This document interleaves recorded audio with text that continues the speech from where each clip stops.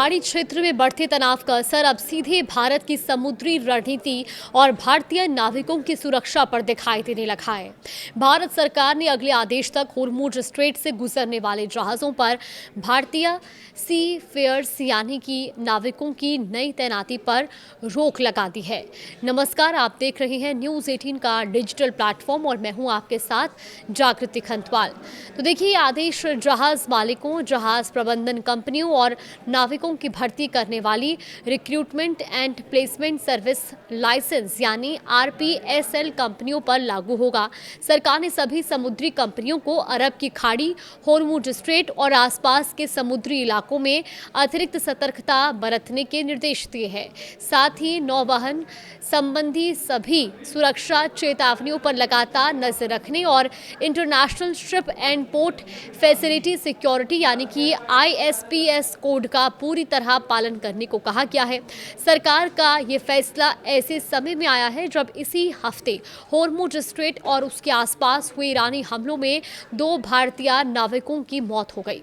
America Iran संघर्ष के बाद इस समुद्री मार्ग पर हमलों का खतरा लगातार बढ़ रहा है।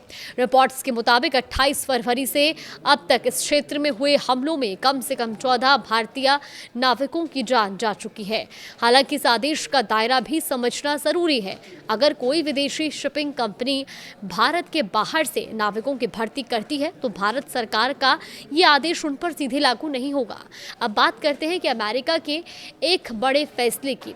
देखिए, मध्य पूर्व में बढ़ते युद्ध और तनाव के बीच अमेरिका ने सऊदी अरब को लगभग $1.96 अरब के हथियार बेचने की मंजूरी दे दी है।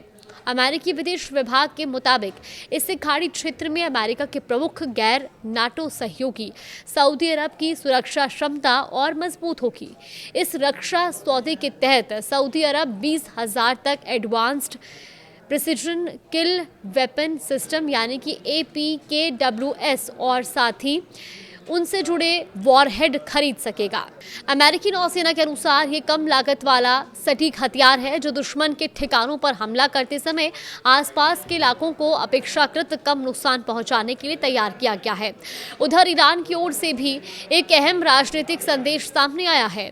ईरान के संसद अध्यक्ष और प्रमुख वार्ताकार मोहम्मद बकार गालिबाफ ने कहा है कि राष्ट्रीय हितों की रक्षा के लिए बातचीत भी उतनी ही जरूरी है और इससे आत्मसमर्पण नहीं माना जाना चाहिए। उनके मुताबिक ईरान को अमेरिका के हमलों का सैन्य जवाब देने के साथ साथ कूटनीतिक प्रयास भी जारी रखने चाहिए। गालिबाफ का ये कहना है कि सैन्य और कूटनीतिक दोनों मोर्चों के बीच तालमेल होना चाहिए। उन्होंने कहा कि ईरान को ना युद्ध से डरना चाहिए और ना ही बातचीत से, क्योंकि दोनों ही राष्ट्रीय हितों की रक्षा के लिए अलग अलग तरीके हैं।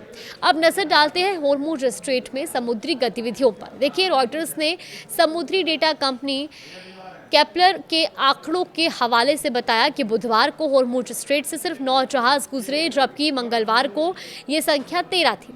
रिपोर्ट के मुताबिक बुधवार को ज्यादातर जहाजों ने ईरान के समुद्री मार्ग का इस्तेमाल किया।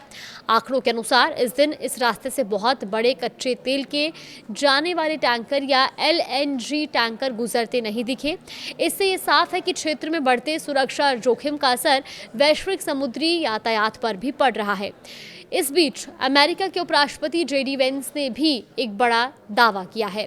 जो रोगन के पॉडकास्ट में बातचीत के दौरान वेंस ने कहा कि इजरायली सरकार के कुछ लोगों ने अमेरिका और ईरान के बीच हुए युद्ध विराम समझौते का विरोध किया और अमेरिकी जनता की राय को प्रभावित करने की कोशिश की ताकि ईरान के खिलाफ सैन्य अभियान जारी रखा जा सके।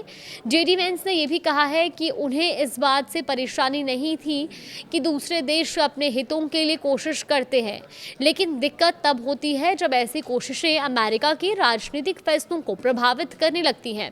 उधर दक्षिणी ईरान में जारी अमेरिकी हमलों और बढ़ते तनाव का असर आम लोगों की जिंदगी पर भी दिखाई दे रहा है। सुरक्षा कारणों से होर्मुजगान और बुशहर खुजिस्तान और साथ ही सिस्तान बलूचिस्तान प्रांतों में 12वीं के छात्रों की अंतिम परीक्षाएं स्थगित कर दी गई हैं। ईरान के शिक्षा मंत्रालय ने कहा कि इन 4 प्रांतों को छोड़कर देश के बाकी हिस्सों में परीक्षाएं तय कार्यक्रम के अनुसार ही जारी रहेंगी। इसी बीच ईरान ने अपने पड़ोसी देशों को लेकर भी अपना रुख स्पष्ट किया। ईरानी सेना के प्रवक्ता मोहम्मद अकरमिनिया ने कहा है कि तेहरान का अपने पड़ोसी देशों या क्षेत्र के इस्लामी देशों से टकराव का कोई इरादा नहीं है। उन्होंने कहा है कि ईरान हमेशा क्षेत्रीय सहयोग और भाईचारे के संबंध मजबूत करने की नीति पर चलता रहा है और सेना की पहली जिम्मेदारी देश की सुरक्षा, राष्ट्र हितों और सम्मान की रक्षा करना है। तो कुल मिलाकर होर्मुज स्ट्रेट को लेकर सुरक्षा जोखिम लगातार बढ़ रहे हैं।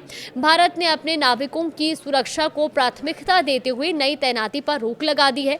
तो दूसरी ओर अमेरिका और सऊदी अरब के बीच बड़ा रक्षा सौदा, ईरान के सैन्य और कूटनीतिक संदेश समुद्री यातायात में गिरावट और क्षेत्रीय तनाव ये संकेत दे रहे हैं कि मध्य पूर्व की स्थिति फिलहाल बेहद संवेदनशील बनी हुई है।